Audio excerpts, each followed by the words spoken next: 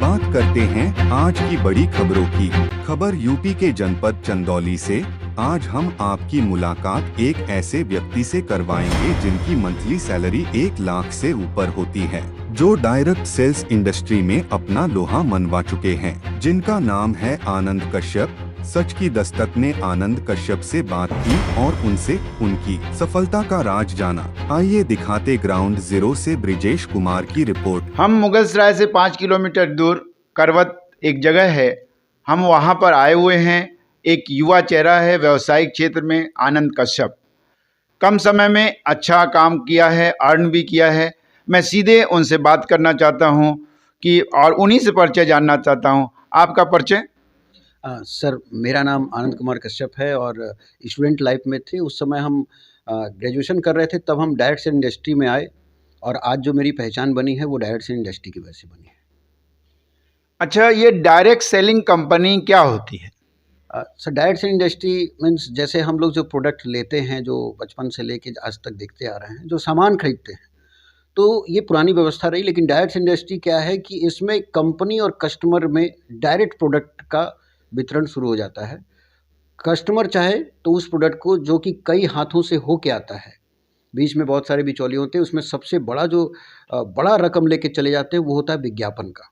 आधे मिनट का प्रचार आता है सर, उसमें कई ऐड आ जाते हैं, उसमें करोड़ों करोड़ों रुपए सेलिब्रिटी लेके चले जाते हैं। के आने की वजह से क्या है कि ऐसी कंपनियां जो डायरेक्ट इंडस्ट्री को लेके आ रही हैं, वो क्या करती हैं कि वो आम व्यक्ति को अपना सेलिब्रिटी मानती हैं और आम व्यक्ति को मौका देती हैं कि आप हमारे प्रोडक्ट के बारे में अपने स्तर से आप विज्ञापन करें, जो पैसा हम वहाँ दे रहे हैं वो पैसा आपको देंगे। तो एक सर बहुत अच्छा कैरियर का एक ऑप्शन मिल जाता है। घर बैठे मैंने एक तरह से मार्केटिंग करना। हाँ, कह सकते हैं, घर बैठे कर सकते हैं और अपने लोगों को बता सकते हैं। और सबसे बड़ी चीज़ क्या है कि ज़रूरी नहीं कि हम अगर मुगलसराय में हैं तो केवल मुगलसराय में। आज पूरे भारत में सर 28 राज्यों में मेरा बिजनेस है। तो 28 राज्यों में अगर हम कोई दुकान नहीं खोल सकते थे, लेकिन डायरेक्ट इंडस्ट्री की वजह से हम भारत के 28 राज्यों में पहुँचे। तो ये सर माउथ ऐड है, एक दूसरे के थ्रू ये पहुँच जाते हैं।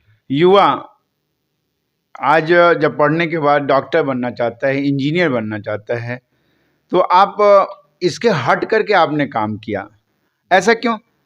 देखिए सर, जब इंसान अपनी पढ़ाई को कर रहा होता है ना, तो उसके सपने होते हैं और कि हम डॉक्टर बनेंगे, इंजीनियर बनेंगे, वकील बनेंगे, बहुत सारे सपने होते हैं और आईएएस बनना चाहते हैं। लेकिन इस सेक्टर को जब हम देखे, जब तक नहीं देखे थे ना, इसका मजाक हम खुद उड़ाते थे। लेकिन जब इस सेक्टर को वाकई से करीब से जाने तो समझ में आया कि बाहर के सेक्टर चाहे कोई भी हो, चाहे डॉक्टर हो, इंजीनियर हो, वकील हो, आईएएस हो, कोई भी हो, वो अगर दुनिया छोड़ता है तो अपनी डॉक्टरी, वकालत, सीए, डीएम सब अपने साथ लेके जाएगा। उसके बच्चे को अगर करना होगा ना तो जीरो से शुरू करना होगा। और व्यक्ति अगर किसी लेवल को अचीव करता है और उसका बच्चा अगर शुरू करेगा तो वहाँ से शुरू करेगा जहाँ से उसका पिता छोड़ के जाएगा। और दूसरी चीज़ जो हमें सबसे ज़्यादा अट्रैक्ट किया कि बाहर में एक डीएम अगर बनता है तो दूसरे को डीएम नहीं बना सकता है, वो अपनी कुर्सी पे दूसरे को नहीं बैठा सकता है। लेकिन आज अगर हम महीने का लाख रुपए से ज़्यादा इनकम उठा रहे हैं तो हम एक नहीं, लाखों नहीं, करोड़ों युवाओं को अपने लेवल पे हम ला सकते हैं। युवा बेरोजगार होता है, पढ़ लिख के बाहर निकलता है, पैसा तो होता नहीं, तो बिना पैसे का कैसा बिजनेस? इस इंडस्ट्री की सबसे खासियत बात यही है सर कि इसमें पूंजी नहीं लगता है। इसमें बस आपका एक कमिटमेंट लगता है कि हम अगर जीवन में वाकई में करियर बनाना चाहते हैं तो इसमें बना सकते हैं। इसमें कोई पूंजी नहीं लगता है, ये बिना पूंजी का व्यापार होता है। और अगर इसको सीरियसली किया जाए तो वाकई में कोई भी लड़का आज के डेट में वो बहुत तरक्की कर सकता है। सबसे पहली चीज़, इतनी कंपनियां आती हैं जाती हैं, डायरेक्ट सेलिंग कंपनी भी है या इंडस्ट्री कह लें, कैसे विश्वास करें लोग? एक वक्त ऐसा भी था कि जब लोग बैंकों के ऊपर भरोसा नहीं करते थे, लेकिन गवर्नमेंट ने आरबीआई का गठन किया। एक टाइम फिर आया कि इंश्योरेंस कंपनी के ऊपर लोग भरोसा नहीं करते थे, लेकिन सरकार ने क्या किया, जब आईआरडीए का गठन कर दिया तो लोग देखने लगे कि हाँ, ये कंपनी इंश्योरेंस कंपनी जो है वो आईआरडीए से रजिस्टर्ड है या नहीं है, उसकी देखरेख में चल रही कि नहीं चल रही। ठीक उसी तरीके से 2016 के पहले ये बात होती थी कि क्या ये कंपनी सही है या नहीं है। आज की डेट में सर 2016 में गवर्नमेंट ने बाकायदे गाइडलाइन जारी किया, जिसको कि अगर कोई भी व्यक्ति ज्वाइन करना चाहता तो उस गाइडलाइन को पढ़ ले। दूसरी चीज़, 2021 में इंडियन गवर्नमेंट ने डायरेक्ट सेल इंडस्ट्री के ऊपर रूल्स ला दिया है। अब अगर किसी को किसी कंपनी में जाना है, किसी कंपनी में इन्वॉल्व होना है, तो सबसे पहले ये चेक करें कि वो कंपनी ये जो गवर्नमेंट ने गाइडलाइन बनाई है उसको फॉलो कर रही है कि नहीं कर रही है। अगर वो गवर्नमेंट को फॉलो कर रही है 100% तो आप उसमें जाएं। अगर उसमें का एक भी पॉइंट वो कंपनी नहीं फॉलो कर रही है, तुरंत उससे कान पकड़ ले, दूर हो जाए। 5 मार्च को डायरेक्ट सेलिंग कंपनी जो इंडस्ट्री है उसका कोई सेमिनार दिल्ली में होने जा रहा है, उसका क्या बात?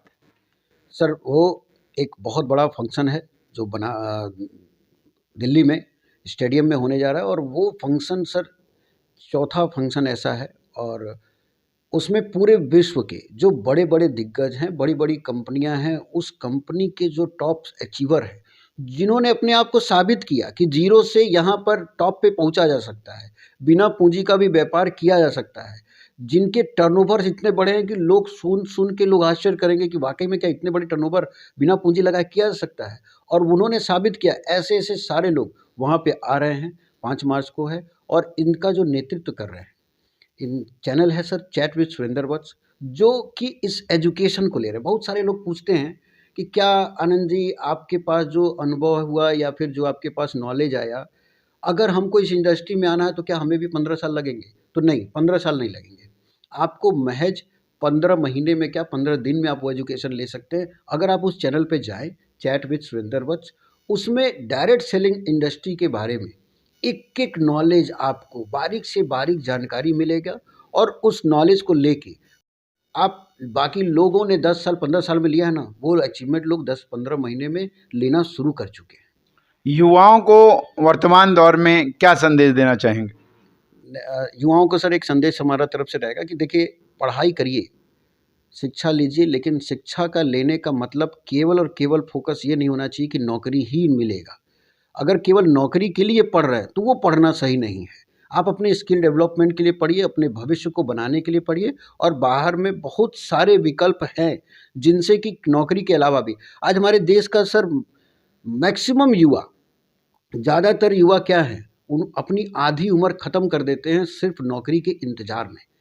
अगर उसी नौकरी के इंतज़ार में अपनी पढ़ाई करते हुए अगर वो कोई दूसरा विकल्प को साथ में लेके चले, तो उस जीवन में वो कुछ बड़ा कर सकते हैं। और लास्ट में एक चीज़ कहेंगे कि आपको जो आपने कहा युवाओं के लिए मैसेज, तो युवाओं को हम एक मैसेज देना चाहते हैं कि आपको विरासत में क्या मिला मायने नहीं रखता है, बल्कि आप विरासत में क्या छोड़ के जाएंगे मायने ये रखता है। विरासत में क्या मिला ये मायने नहीं रखता, विरासत में क्या छोड़ के जाएंगे ये मायने रखता है। ये आनंद जी के विचार थे, जिन्होंने कम समय में व्यावसायिक क्षेत्र में काफ़ी नाम कमाया। करवत से इंतखाब के साथ ब्रिजेश कुमार की रिपोर्ट।